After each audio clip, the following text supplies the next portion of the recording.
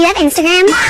Hello every pony and welcome back to another review. This one's going to be a bit different since today I'll finally be covering a series that comes from the unholy subgenre of the Harem cinematic universe. That's right, gamers. Today I'll be taking a look at, oh god, the reverse harem.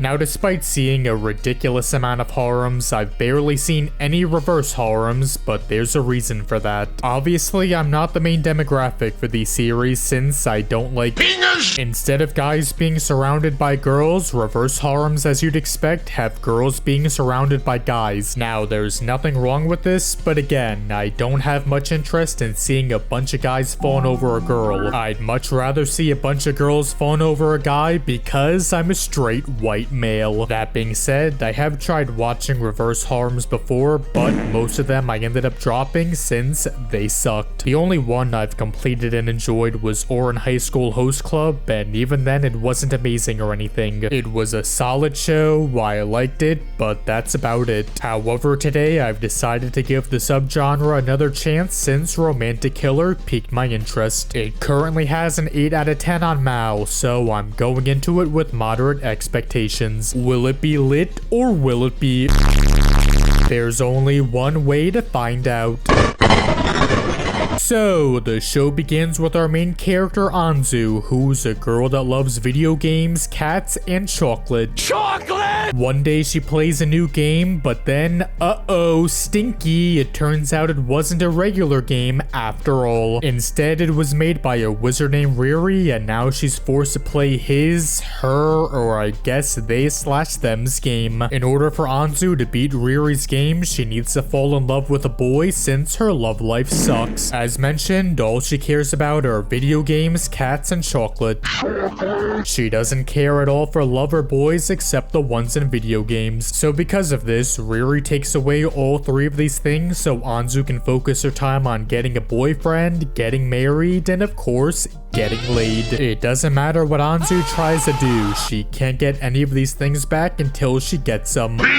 For example, all the chocolate in her town is sold out and her parents moved to the US, taking her pet cat with them. All of this is due to Riri using they/them's magic, so even though it's really stupid, it makes sense because friendship is magic.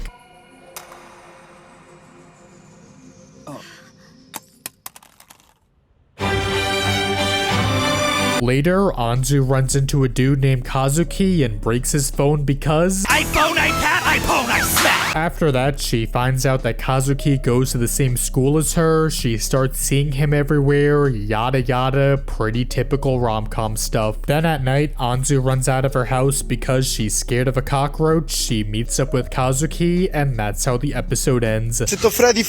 Overall, it's a pretty good first episode and there's a lot to like in it. It's very stupid, self-aware, and it doesn't seem to take itself very seriously either. Anzu is a solid main character, a good amount of jokes land, and even for a first episode, the animation is surprisingly really solid too. The only minor problem I have is that Riri and the other wizards' reason for making Anzu and other girls do this game doesn't make a whole lot of sense. So apparently Japan's birth rate is dropping, and because of that, the wizards decided to fix this problem by helping lonely girls get into relationships with guys. That way, they'll get married and eventually have kids. However, this isn't a great solution because it isn't guaranteed that they'll have kids once they get married. Also, even if they do decide to have children, it isn't guaranteed that they'll have more than one. So even if a bunch of wizards help out thousands of girls, it isn't guaranteed or known how much they'll really be helping the birth rate problem. Not only that, but Riri says that Anzu's desires will return to her once she starts dating, which just creates more problems. Couldn't she just start dating someone for a day and then break up with them and go back to her usual life? I know the premise is dumb and the show doesn't take itself too seriously for the most part, but this is still a significant plot hole.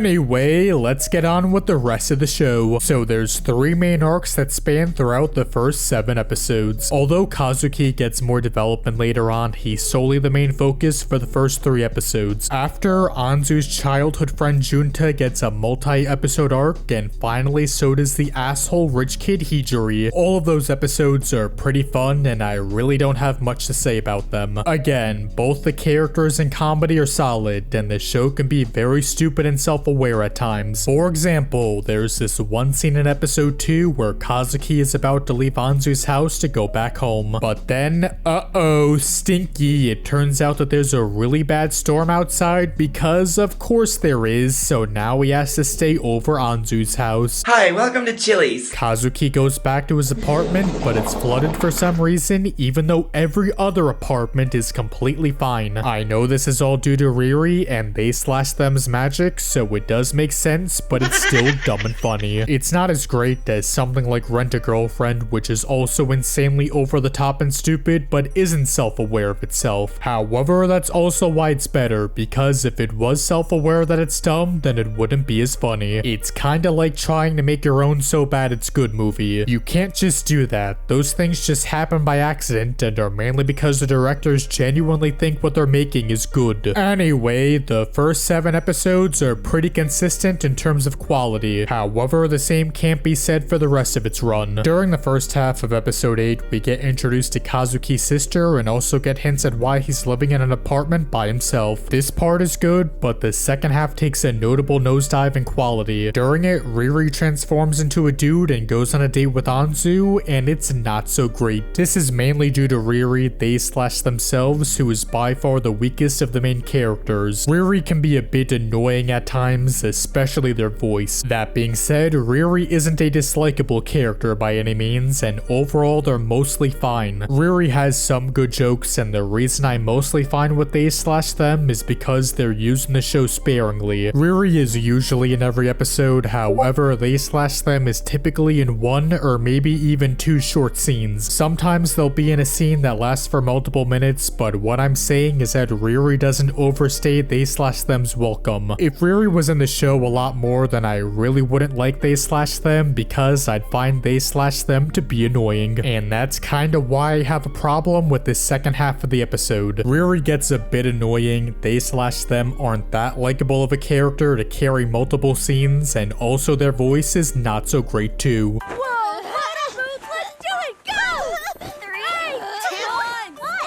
That being said, the second half of the episode is still fine. Anzu is still pretty fun, and even Hijiri makes a short appearance, which is by far the best part of the episode. Now, on its own, this part of the episode, and even anime as a whole, isn't really much of a problem. However, the exact same thing happens in the literal next episode. The first half of episode 9 centers around Anzu realizing that Junta used to be her old friend back from elementary school. The reason she didn't know this was because he looked completely different back then, since he was short and fat, but now he's a Chad. Anyway, this moment is great and is easily one of the best parts in the whole show. It's fun seeing Anzu back when she was a kid. Also, it was a good twist seeing that Riri didn't brainwash Junta, since that's what Anzu believed this entire time.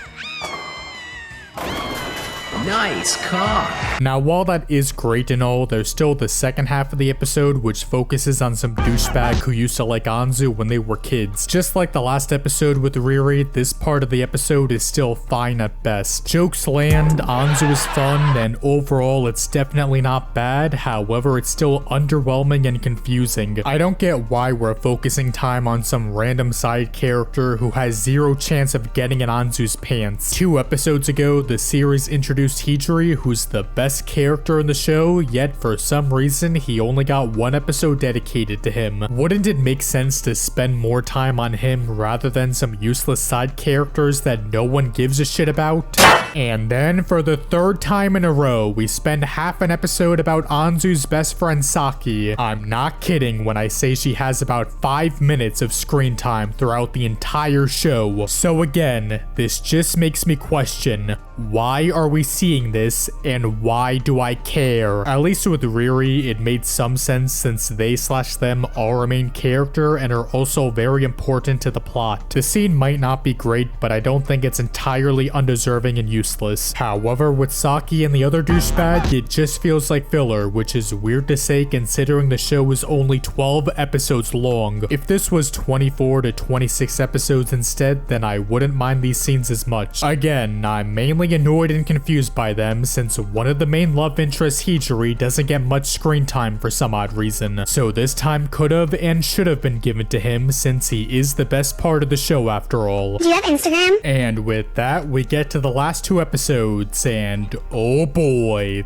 there's something alright. So it turns out the reason Kazuki was living by himself in an apartment was because he was trying to get away from some crazy stalker. She kept seeing him every day before school, bought and sent clothes to his house, and even Bill Cosby'd him. Kazuki is traumatized by her, which is mainly why he doesn't want to be in a relationship with anyone. Also, the hot stalker girl cuts Anzu's head with a knife, so that's something too. These last 2 episodes are tonally much more serious and even darker than the rest of the show. There have been some more serious sections such as Saki's backstory, but even so, this is tonally very jarring to see after the previous episodes. It doesn't fit the series tone that well, but honestly, I don't mind it. In fact, I really like it. I mentioned earlier that the show is self-aware of how dumb it is at times, however, this isn't the case for these last 2 episodes. The show takes these episodes very seriously, which is why they, or more specifically episode 11, ends up being very funny. Denied. Again, there's some creepy psychopath stalker that sends clothes to Kazuki's house and Bill Cosby's him. How the hell am I supposed to take this seriously, especially when the stalker keeps giving me a raging boner?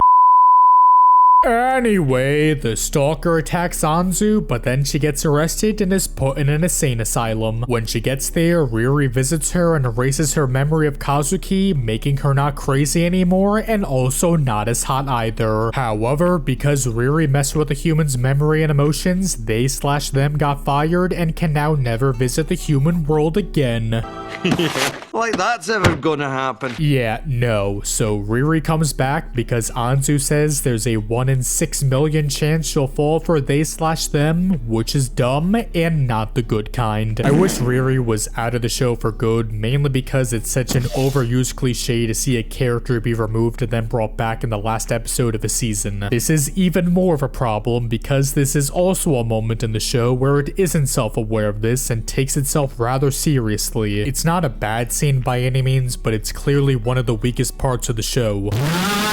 Anyway, that's how the anime ends, and it's pretty disappointing. It teases a second season by having the new wizard Kate help the creepy hot girl find love, which sounds very interesting. However, it's a harem, so you guys know the drill by now. Despite this show being good, it'll never get a second season because the anime industry would rather give us 50 shitty isekais a year that no one watches or likes. It sucks because there's a lot of potential for a second season, and I can see it even being great if they fix some of the show's minor problems. But either way, as for what we have, this is an annoying and disappointing way to end the anime. Sure, Kazuki and Anzu hug, but besides that, half of the episode was a waste of time.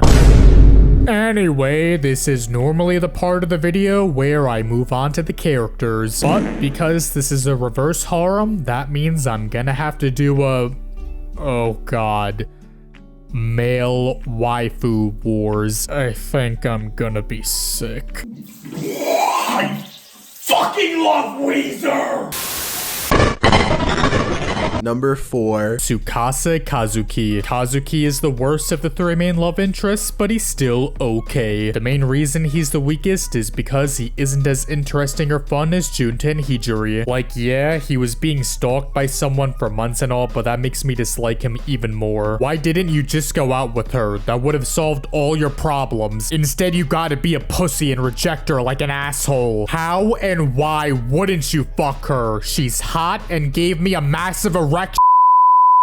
Number 3. Junta Hayami. Junta is Anzu's childhood friend who used to be short and fat, but after playing Raid Shadow Legends, he turned into a Giga Chad. He's super duper good at baseball, he's super duper nice, and all he wants is for Anzu to be happy. I might like Hijiri as a character more than him, but I hardship him and Anzu. Number 2. Hijiri Kogane. Hijiri is best boy of the main love interest, and that's because he's a giant funny asshole. All three guys get fawned over by girls, but Junta and Kazuki aren't dicks about it. However, Hijiri is different and thinks he's all high and mighty because he has good looks and is filthy rich. He calls everyone underneath him peasants, he has a cocky and shitty attitude, he's great. Again, I'm irritated that he only got one episode focusing on him since he is the best part of the show. Also, he's not just a one-dimensional asshole either, since he does try to improve himself and become somewhat of a decent person. That's what makes him fun and interesting. He's very flawed but also funny and also not a complete scumbag either. Number 1. Now you might be asking, wait, you said Hijiri was best boy, right? Who could possibly be better than him, especially since you haven't mentioned any other guy either? Well, that's because best boy and romantic killer is none other than John C.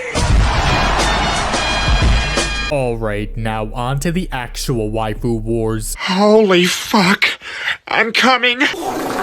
Saki Takamine. Saki is worst girl, but that's because there's literally no one else in the show worth mentioning. Besides episode 10, which is her entire backstory, she gets barely any screen time. She's a very nothing character, and there's nothing to say about her because she does nothing. Anzu Hoshino. Even though Anzu is the main character, she isn't best girl, and I'm sure you already know why that is. Anzu is a gamer. She loves cats and also chocolate.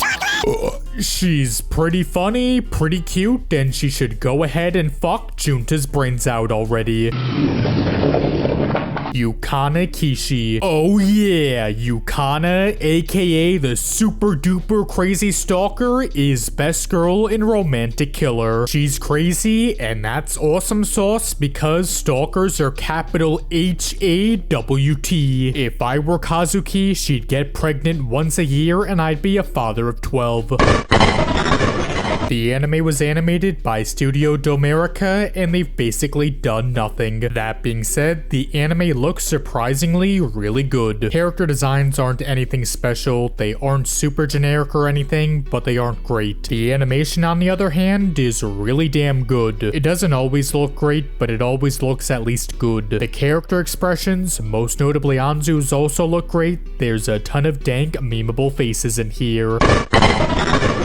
Unfortunately, I couldn't find the soundtrack on YouTube, Spotify, or anywhere else online, so I'm gonna go on a whim and say the soundtrack was fine. I re-listened to some scenes and the music seemed alright. Not good, not generic, but definitely passable. Both the opening and ending themes were pretty good though. I'll be listening to them again on my own time for sure. As for its English dub, it's mostly good. Pretty much everyone does a good job, and I've got almost nothing to complain about. The only minor annoyance I have is that Riri's voice can be a bit annoying, but it rarely bothered me. Well, that was Romantic Killer, and for the most part, it was pretty good. The premise is dumb, the comedy is solid, animation is really damn good, and its characters are also fun too. The lack of an ending, as well as other minor annoyances, are irritating, but it doesn't ruin the show by any means. And with that, I'm giving Romantic Killer's anime a 7.62 out of 10. Well, that was the anime, but now I'll be taking a look at its manga since that's fully dumped and translated online. It's only 4 volumes long and scored considerably lower than its anime on MAL, so I'm not expecting much. I'm gonna guess it's the exact same as the anime, but there's only one way to find out. Well, I read the manga, and it was literally the exact same as the anime. I expected it to be very similar to the anime, but I didn't think it'd be near identical to it. Barely anything is different, so because of that, I have almost nothing to say about it. The only very minor difference I noticed was that Kate is pink instead of yellow. Also, at the very end, she doesn't go to help the crazy stalker girl like she does in the anime. But besides those two extremely minor details, the manga is almost beat by beat the same as the anime. There's nothing wrong with that, but it means there's almost no reason to read the manga if you've seen the anime. The only thing that you're missing is a bonus chapter, which is sort of a crossover with, Worlds and Harem? What? What the fuck? Yeah, even I'm not dumb enough to come up with something as stupid as this. For whatever reason, the series did a collab with Worlds and Harem, and I have no idea why. It's nothing great, it's just very bizarre and confusing as to why it exists in the first place. If you want to read it for yourself, then you can find it at the end of chapter 30 on most sites. Anyway, one thing you've probably noticed by now is that the manga is in full color. Now, I haven't read too much manga, but still, I know that nearly every single manga is only in black and white. So to see a manga be in full color from start to finish is really cool. It's still only 4 volumes long, but either way, it's great to still see all these characters in full color like in the anime. Also, more importantly, in chapter 9+10, one of the characters says the funny word.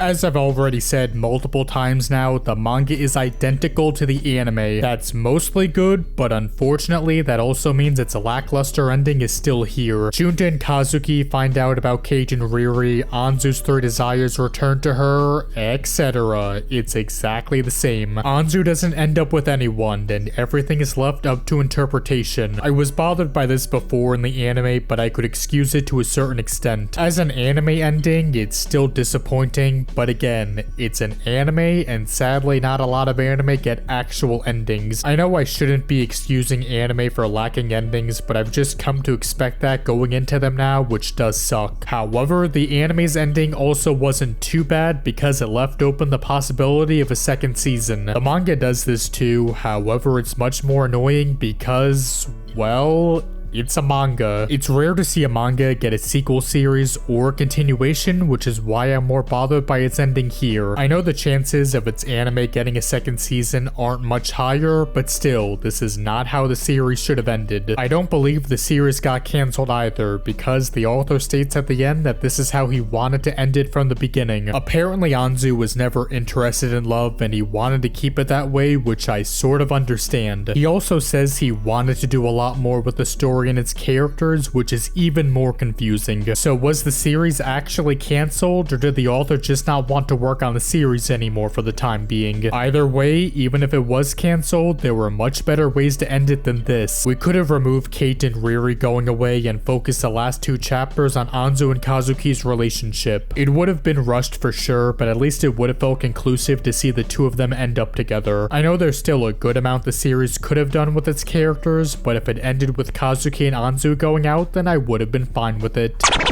But yeah, that was the manga, and overall it's the same as the anime. It's good, but its ending is even more disappointing here. And with that, I'm giving Romantic Killers manga a 6.95 out of 10. How long would you say your penis is? Well, that's going to do it for this video. If you liked it, you can leave a like, comment, share, subscribe, or even support me on Patreon. Link down below. Also, be sure to subscribe for my 7-hour-long review of the greatest anime of all time, Heaven's Lost Property, because that'll be out by 2050. Anyway, hey guys, I guess that's it.